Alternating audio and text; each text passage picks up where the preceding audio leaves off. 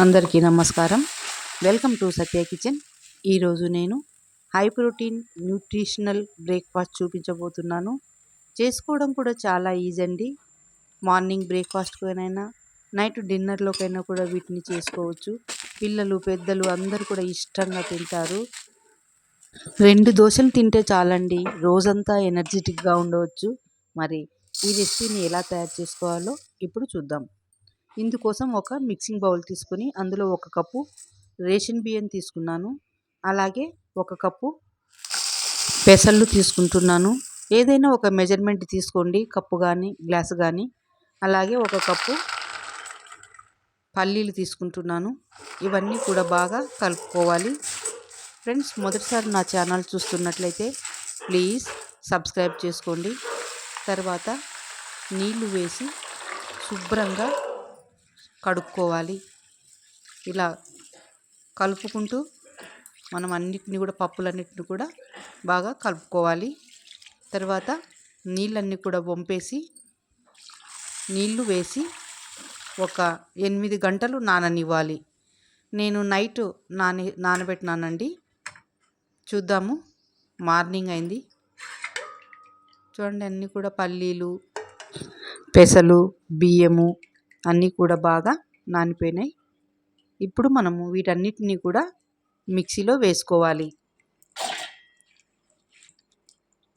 Routine దోశలు కాకుండా ఇలా చేసుకొని తింటే శరీరానికి కావాల్సినటువంటి న్యూట్రిషన్ వాల్యూస్ కూడా వస్తాయి.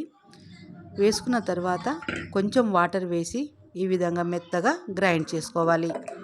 గ్రైండ్ చేసుకున్నటువంటి ఈ మిశ్రమాన్ని ఒక బౌల్లో వేసుకోవాలి.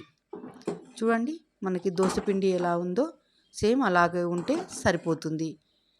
మనకి ఇప్పుడు ఎంత పిండి కావాలో అంత పిండి మాత్రమే ఒక బౌల్లోకి వేసుకోవాలి. నాకు ఇప్పుడు ఎంత అవసరమో అంత మాత్రమే తీసుకుంటున్నాను. ఇలా తీసుకొని మిగిలిన పిండిని ఫ్రిడ్జ్లో పెట్టుకోవాలి. ఈ పిండి వారం రోజులు నిల్వ ఉంటుంది.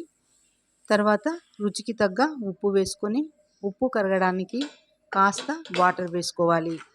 అంతా కూడా బాగా కలుపుకొని ప్యాన్ని గ్రీజ్ చేసుకొని దోశ వేసుకోవాలి. దోశ ఎంత పలచగా కావాలంటే అంత పలచగా వస్తుందండి. చూడండి వీడియోలో. తర్వాత క్యారెట్ ముక్కలు, పచ్చిమిర్చి ముక్కలు, ఉల్లిపాయ ముక్కలు,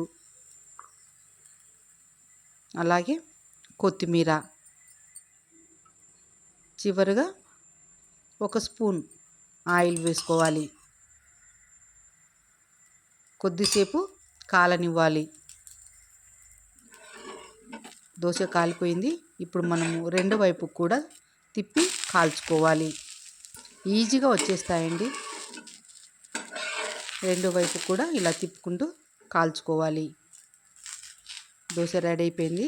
ఒక ప్లేట్లోకి తీసుకుందాం. ఇంకో దోశ కూడా చూద్దాము. ఈ దోశలు ఏ చట్నీతో తిన్నా కూడా చాలా టేస్ట్గా ఉంటాయండి. మీకు నచ్చిన చట్నీతో మీరు సర్వ్ చేసుకోవచ్చు. తర్వాత దోశ వేసుకొని కాస్త ఆయిల్ వేసి రెండో వైపు కూడా తిప్పి కాల్చుకోవాలి. వీటితోని పొంగనాలు, ఊతప్పం కూడా వేసుకోవచ్చు. ఎమ్మి ప్రోటీన్ దోశలు రెడీ అయిపోయినాయి. మీకు ఈ రెసిపీ నచ్చితే ఒక లైక్, ఒక హైప్ ఇవ్వండి ఫ్రెండ్స్కి రిలేటివ్స్ కూడా షేర్ చేయండి. Thank you.